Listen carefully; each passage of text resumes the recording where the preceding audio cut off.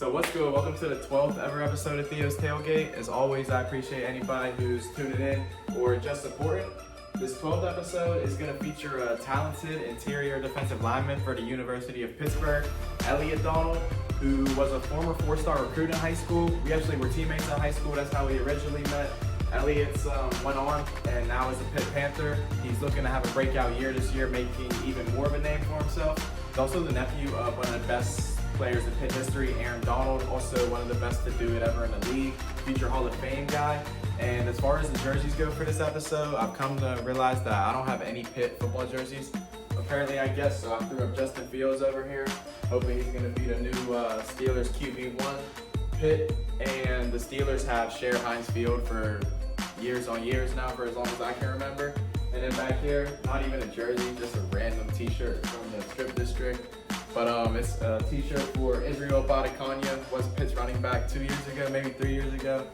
He got drafted and is currently on the New York Jets. He was featured in the most recent Hard Knocks, if you want to go check that out.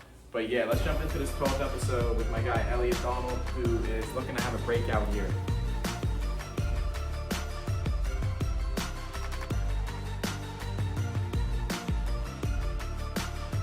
We got my boy Elliot joining us. How you, bro? How was spring ball? Man, I'm good, man. I just came off a real good spring ball, man. Just getting my body back ready, getting ready for the season. And then what's your summer finna look like, bro? You got big plans. You working out a lot, obviously. Yeah, man. So this is my last week off. We had about 3 weeks off from working out with the team. So this is my last week of being on my own schedule.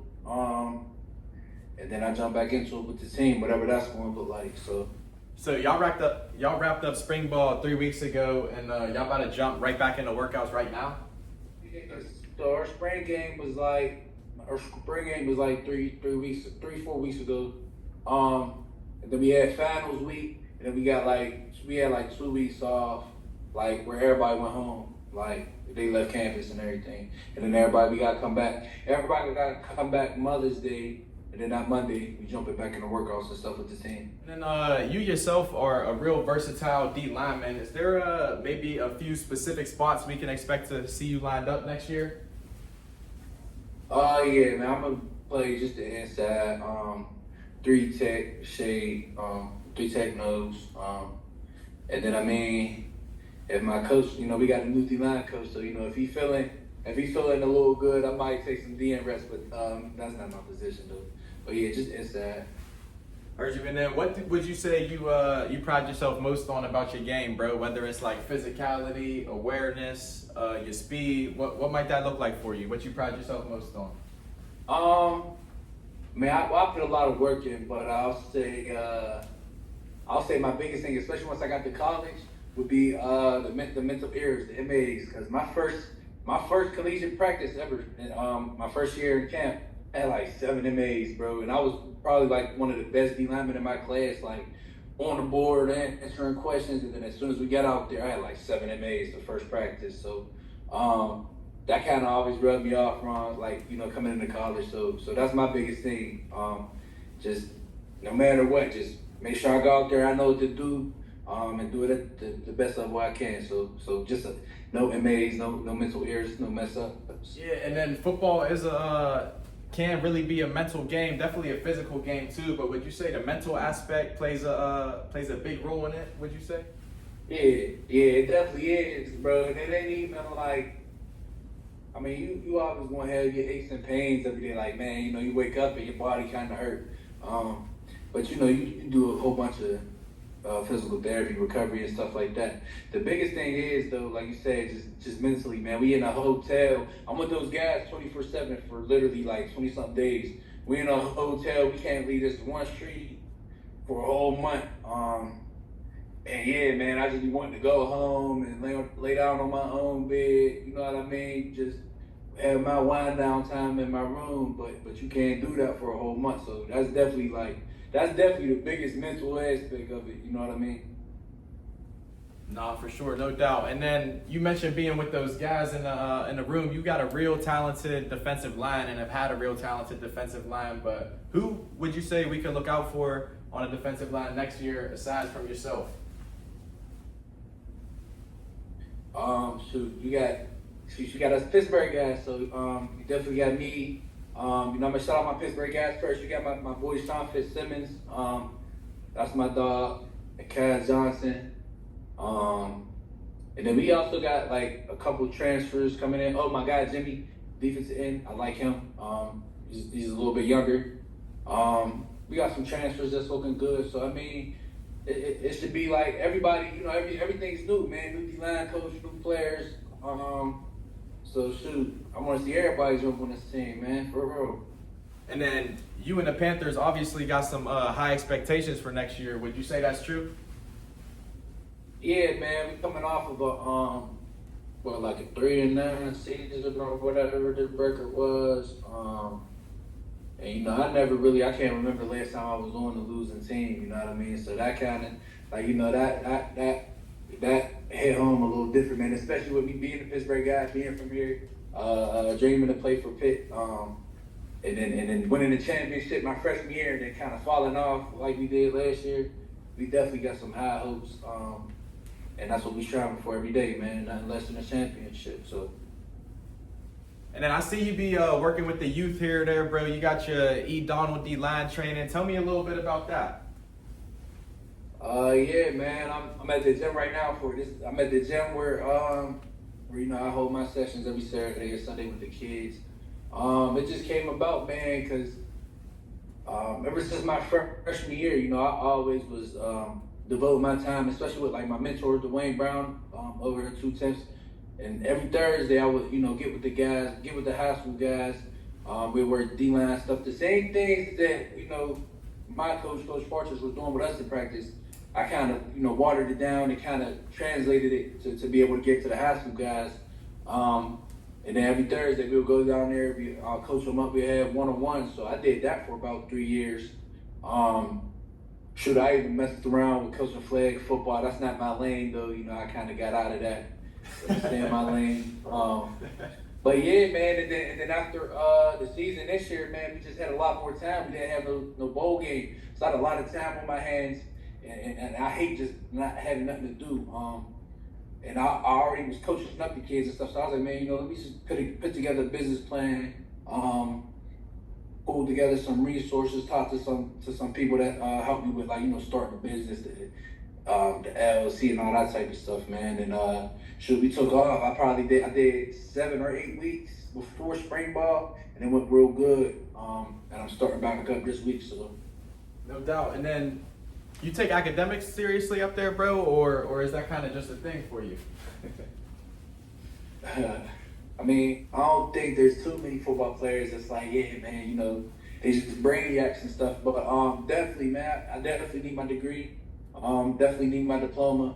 And that's not nothing to play around with, man. And especially with me working with kids, like, you know what I mean? And I'm still in the football world, you know what I mean? So I can kind of really tell them guys, like, yo, like, it's different when you hear from an older guy or a coach like, hey, man, school's important, but, like, I'm really in it. So especially with me working with kids, like, I got to tell them, like, bro, I know how you feel, man. Like, you know what I mean? I'm waking up 4 or 5 o'clock in the morning, going 6-7 hours at the facility working football, and then got to go to class for the next 6-7 hours, and then having homework or having to study. And so, I know how that is. Like I said, when I talk to the kids, man, I can't be a hypocrite, like, you know what I mean? So I tell them it's important, and I try my best to live it out, you know what I mean? Get my diploma, get good grades, and you know how that go, bro. You played at Central Catholic, was my teammate actually. That's how we originally met. Who would you say was the best player that you ever played with during your high school time? Best player I played with or against? With. And then we gonna go against. Shit. Dang, man, you trying to have me. Them is my guys. The best player that I played with at Central Catholic. Man, I'm gonna have to go with my teammate still to this day, Matt Osman. Cause man, he always been undersized, man, whether he plays center or guard. He one of the smallest guys on the field. But man, he played with sound fundamentals. He a little strong little dude too, so it's not like you about to just gristle him. He played with good fundamentals, man. He a dog at heart, you know what I mean? And and what he lacks for it, and the height and everything that the measurables that everybody wanna like base you off of. He makes up for it in talent and hard work. So I would definitely say Matt Osman, man. That's my dog. And I got to play with him for now the past 6 years, 7 years, something like that, man. Gotta be like That's 7 my or dog, 6, for bro. sure. Yeah, Matt's been like that though since them Central days. Been like that. What about who was the hardest player you had to play against? That was my next question. You already jumped to it and shit, but I don't know though, bro, because we went against a lot of especially in high school, we played against guys like the Jeremiah Trotters and Marvin Harrison and stuff like that. But I don't really know who I would say be the hardest. I can't answer that question, bro. I don't know. yeah, you just like that then. I don't know. I didn't even like that, bro. I just truthfully, I don't. You don't got nobody off the top of your head, is what you're saying. Yeah, bro. I can't think of nobody, bro. No, you straight. I'll just cut that shit out too. And I ain't even saying I don't know cocky, you know what I mean? I really don't know. And then how you like the Pittsburgh area, bro? Do you live down Oakland? You like that area down there? Yeah, I moved out though. I did being from Pittsburgh, man. All my roots is here, my family's here, my Dwayne Brown, my trainers. So it was easier for me to kind of, lock in. You get what I'm saying? And but Oakland, I got tired of Oakland, bro. I was there for about 2 years, man, getting parking tickets, having nowhere to park, trying to get to class. So yeah, I moved out of Oakland, man. But just Pittsburgh is home, bro. You know what I mean? Yeah. Oakland also got too many one ways, bro. Y'all got too many one ways down there. Yeah, bro. I just got tired of it, bro. And it was really the driving down Oakland, bro, that made me like, yeah, I gotta get out of here. Yeah, bro. You know what I mean? It was horrible. That driving is wicked, especially if you got a big whip. I know you got a big whip too. Yeah, man. Bro. And it every other street's a one way, bro. Every other street. But it ain't even just that though, bro. It's I gotta get bro, if I got a 1 o'clock class, bro, and I just get out of my lift at 11:45, 12 o'clock, gotta shower, eat, and then rush to class, and there's no parking, bro. And then it's oh man, my teammates just texting me yo, you got a class check. So now it's man, you can't be late to class, because now the coach is gonna get on you. And it's just man, you just park anywhere, wherever, handicap, it don't matter. Go sign your name, you run back to your car, and you got a ticket, you know what I mean? So that was my biggest thing, man. I just got tired of Oakland. I was man, I don't even want to be here no more. I probably got the last week I was there, I probably got 3 tickets, bro, and one of them was $200-something. I was sick to my stomach, bro. I said, yeah, bro, I'm not staying here no more, bro. I gotta get out. And then you yourself obviously come from a real rich football history. Your uncle was one of the best to ever do it. But a lot of people only know about your uncle. You got some other uncles or anybody else you want to mention in your family that guys like that at football? Yeah, I mean, I started with my granddad, but my uncle Archie was the first one to do it for real. He was, highly recruited out of high school and ended up going to Toledo. And I think he led Toledo in tackles every year he played. He ended up getting picked up by the Browns. That was doing good, but then he had a career-ending injury in one of his shoulders. So, but yeah, man, he was like that, man. And still to this day, I just was showing somebody his highlights on YouTube. He played middle linebacker, man. So yeah, that was definitely my first everybody know my Uncle Aaron, bro, but my Uncle Archie that was my first my first memories of football and falling in love with football was up in Toledo, man, watching my Uncle Archie. So, but then shoot, I can't even say that though, because it would be Fridays, we drive up the street to Penn Hills, watch my Uncle Aaron play, and then drive to Toledo the next day on Saturday. So that was my first real memories of football, man, and just fall in love with the sport. So, but yeah, both of my uncles was like that, for real. And we was just talking about Oakland a little bit. You got any, what's your favorite food spot down there in Oakland? Definitely Stack. I feel like Stack #1 for down Oakland. Yeah, I'm gonna just leave it at that, bro. Them burgers, they got some fire burgers and they fries is good, so definitely stack. Yeah, stacks wavy, and they open late. So yeah, I mean, but can you cook yourself? Easy. Nah, I ain't gonna lie. I mean, I can chef up some nice ramen noodles though, but but other than that, nah, I don't really cook. Okay, then you're not bringing nothing, or you running to the store grabbing some wings or something. Bro, I'll bring some, whatever you want, bro. But like I said, if you want a homemade, I'll bring a big old crock pot of some oodles and noodles. That's all I get. I can't cook for real, bro. I'm lying. I can cook some breakfast food.